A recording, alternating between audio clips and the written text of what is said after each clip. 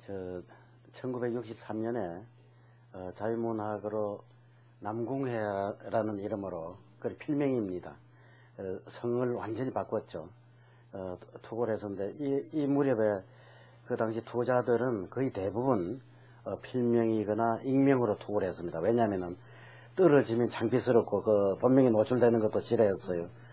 그래서 남궁해라고 했었는데 그 이전에도 우리 뭐 잘 아는 시인 이상이라는 시인도 성과 이름까지 다 바꾼 김혜경으로 되어 있고요. 그 이후에 제가 경향신문 당선할 때도 이름을 제 본명이 아닌 다른 이름으로 투고를 했었거든요. 이때 제가 이제 당선됐을 때 박목을, 조지훈 두 분이 심사를 했습니다. 근데 박목을 선생 이 자신도 본명이 박영종입니다. 그리고 조지훈 선생도 본명이 이 조동탁이죠. 조지훈 시인이 아니고요. 이 무렵에 등단한 시인들이 거의 대부분 본명으로 투고한 신인들은 없었습니다. 그리고 경향신문에도 제가 투고할 때 제 본명 김종혜로 투고하지 않고 그때 제 첫 아들이 태어났는데 태어날 예정인데 이름을 먼저 지어놨었거든요. 그 이름이 김요일입니다. 금요일, 성이 김씨니까. 그래 금요일로 당선 통지서가 왔어요. 전보가. 그래서 신문사에 가서 본명을 김종혜로 하고 이때부터 1965년부터 김종혜로 다시 컴백됐습니다. 단점 혹은 장점을 따지기 전에 시를 써서 밥벌이를 할 수가 없다. 예, 그것은 당연하죠. 예나 지금이나. 그래서 제가 시를 평생 동안 선언한 시 곁에 가까이 있었으면 좋겠다. 가까이 있는 그 직장하고 함께 시를 쓰고 시와 관련된 직장에서 함께 있었으면 좋겠다라는 거. 예를 들어서 그 직장이 문학과 관련이 있는 일 같으면 문학자들, 많은 문학자들, 시인과 작가들도 만나고 같이 대화도 나누고 그럼으로써 이 문학에 대한 좀 더 성화된 깊이 있는 것을 배우게 되지 않나라는 생각을 갖고 있습니다. 정음사에 제가 다닐 때가 1960년대 후반이었었는데요.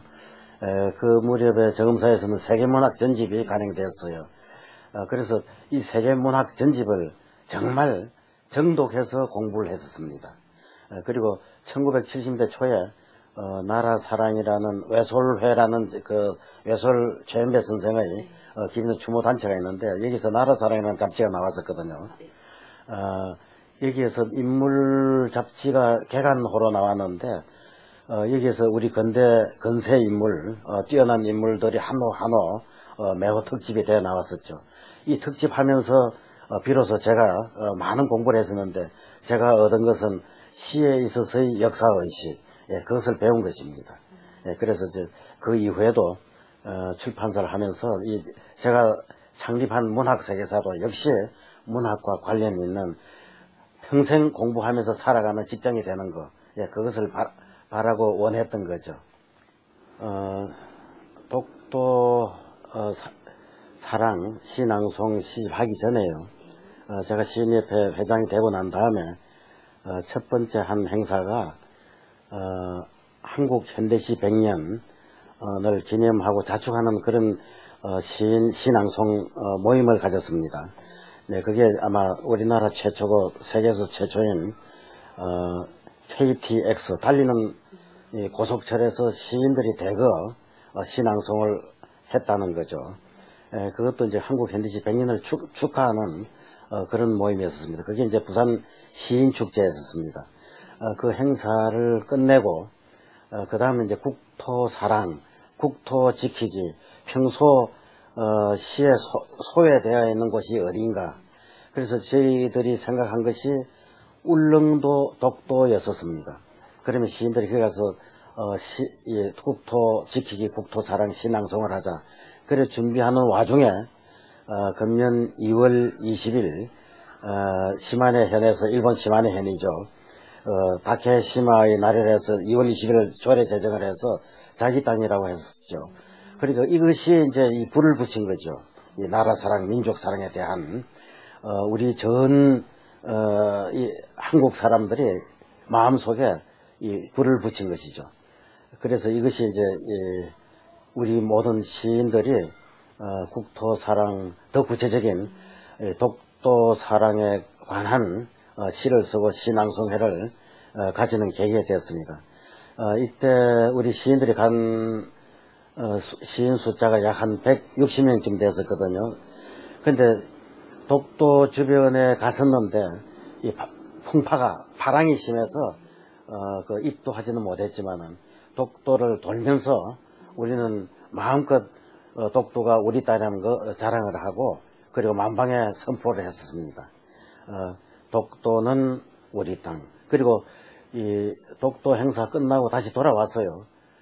독도 사랑, 내 사랑 독도라는 시집을 간행했었죠. 그래 이것도 지금 우리 시단에서는 처음 있는 섬 하나를 두고 주제로 하고 시집을 펴냈던 것은 아마 처음 있는 일이 아닌가라는 생각을 갖습니다. 대개 시인들이 시 쓸 때 그 서정 속에 녹아 있는 게 사랑이거든요. 그 사랑인데 그 사랑의 그 핵심이 이성과의 사랑도 있는 것이고 또 다른 인간과 인간 간의 사랑이 있을 수 있지만 제게는 어머니에 대한 사랑이 있었습니다. 제 시집 전체를 통틀어서 본다면은 어머니 시가 약 6분의 1 정도, 예를 들어서 약 400편 정도 된다면은 한 80여 편 정도, 그 정도쯤 아마 그 어머니에 관련된 주제로 시해진 시가 어머니 시죠. 그래서 이제 평생 동안 모은 시, 제가 어머니 주제로 쓴 시가 그 정도쯤 되는데, 어머니 살아 계실 때 쓴 시들이었었죠. 그것도 그 어머니라는 그 주제는 항상 이 아들이 어둠 속에서 그리고 의지를 잃고 헤매는 다음날 일어설 수 있을까 하는 그 힘없는, 예를 들어서 민주화 과정에서도 이 폭압적인 그런 이 학정 속에 핍박 속에 있는 그 아들, 그것을 어머니는 새아침으로 늘 깨워주신 듯한 그런 느낌을 받았었죠. 그래서 여러분 이 군사정권 때 이 붙들려 가서 이 고초를 당했었어도 어머니는 항상 따스하게 제 등을 두드려 주셨고 저를 깨워주셨습니다. 그것이 어머니 사랑이 아닌가 생각이 들고요. 그리고 또 그 이외에 어머니가 이제 이 텃밭, 채소밭 일구면서 거기서 자라나는 그 어떤 새살, 이 친환경적인 의미, 그런 것에서도 자연의 의미와 함께 어머니와의 교감, 자연과의 교감, 친환경과의 교감, 그런 사랑을 느껴서 많은 어머니에 관련 주제의 시를 쓴 것입니다. 제 학교 다닐 때는 정말 참혹하고 참담했었죠. 가난했었기 때문에 너무 힘들었었어요. 아까 어머니 얘기에 나왔었는데 그 어머니가 이 4남매를 혼자서 키우셨죠. 그러니까 아버지가 제가 13살 때 돌아가셨으니까 그 생계를 혼자서 다 지고 네 남매를 길렀습니다. 아주 가난했었기 때문에 그 어머니가 하시는 일, 뭐 떡 장사를 한다든지 혹은 뭐 빈대떡 장사를 한다든지 혹은 또 아침에 해장국 뭐 이렇게 이 수제비 장사 뭐 그런 거 하는데 제가 할 수 있는 일은 어머니를 돕는 일이었었죠. 그 집안이 아주 가난했기 때문에 저 자신도 어머니를 무언가를 위해서 도와드려야 되거든요. 그래서 학교를 가지 못했었고요. 중학교 졸업하자 일단 포기를 하고 어머니를 위한 생계를 돕자. 그래서 제가 맨 먼저 했던 게 배를 타는 일이었습니다. 제 시에 항해일지라는 시가 연작시가 나오는데 그때 배를 탔던 그런 체험이 항해일지의 연작시로 지어져 나온 것이죠. 그 배를 타면서 정말 많은 것을 얻어들였었고 그때 비로소 바다를 보았었던 것이고요. 그리고 그뿐만 아니고 이 점원도 했었고요. 그래 신문 배달도 했었고요. 어머니 따라다니면서 이 리어카를 끌면서 아침에는 이제 숯불도 이렇게 피우고 또 이 떡절구도 쳤었고 그런 어려운 일 하는 중에서도 저녁 되면 뭔가 외로움과 슬픔 같은 것이 저에게 다가오게 했었죠. 그래서 그게 무엇인가, 그 실체가 무엇인가를 생각하다가 어느 날 서울 시집을 봤었습니다. 아, 바로 이것이었구나. 서울 시집, 바로 그 서정시죠. 가슴 속에 와서 맺히는 거, 정신 속에 와서 무엇인가를 흔드는 거, 아, 바로 이것이다. 그래서 시집을 읽기 시작했었고, 문해지를 혼자서 읽었었습니다. 말하자면 독학을 한 것이죠. 그리고 이 독학을 하고 다시 고등학교 3학년에 편입 시험을 쳐서 고3에 합격을 해가지고 그래서 이제 고등학교 졸업을 했습니다. 고등학교 다니면서도 전국 남녀 문해 콩쿠르에 보내가지고 입선도 하고 특선도 하고 그랬었습니다. 백일장 가서 장원도 했었고요. 그래서 이제 그 문학이 확실하게 제 속으로 들어와서 자라기 시작한 것입니다. 1960년대가 동인지 시대라고 볼 수 있거든요. 제가 생각할 때 그때는 많은 동인지들이 있었습니다. 현대시뿐만 아니고 60년대 사화집, 청미, 여류시, 신춘시, 그래서 아마 약 한 30여 종의 시동인지들이 쏟아져 나왔죠. 왜 이러한 시동인지들이 쏟아져 나왔냐 하면은 그 당시 발표할 수 있는 문예지가 두 종류밖에 없었습니다.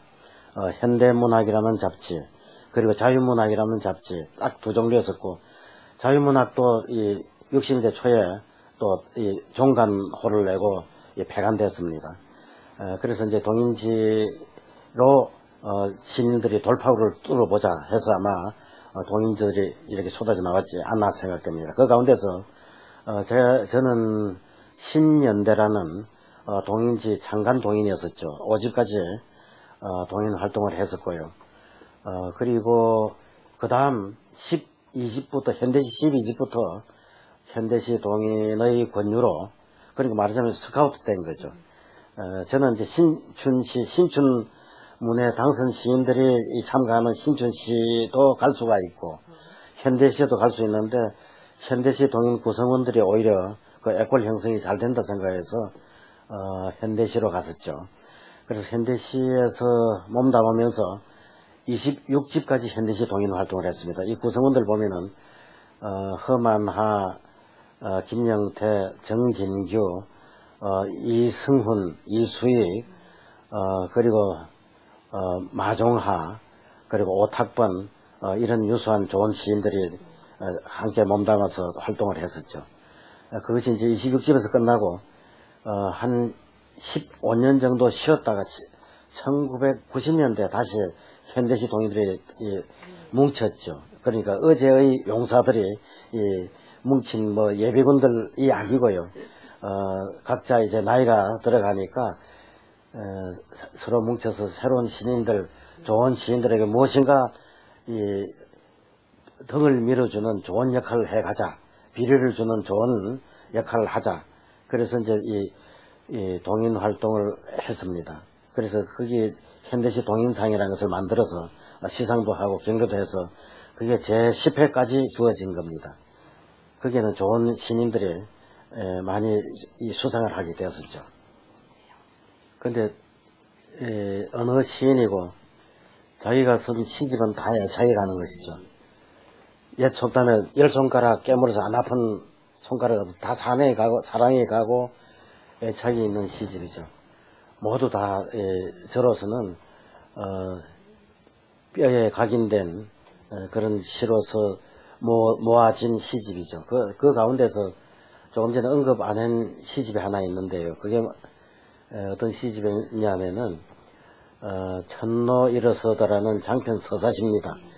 고려시대 때 만적 얘기를 쓴 장편 서사시인데요. 여기에는 우리나라 최초의 인권운동이라 부를 수 있는 그 노비의 기수 만적의 일대기가 씌어져 있어요. 아마 최초의 인권운동이고 민권운동입니다. 그런데 이 무렵 우리 시인들은 대개 그 을지문덕이다, 혹은 이순신 장군이다, 세종대왕이다 하는 이런 훌륭한 성왕, 성웅 장군들을 전부 다 이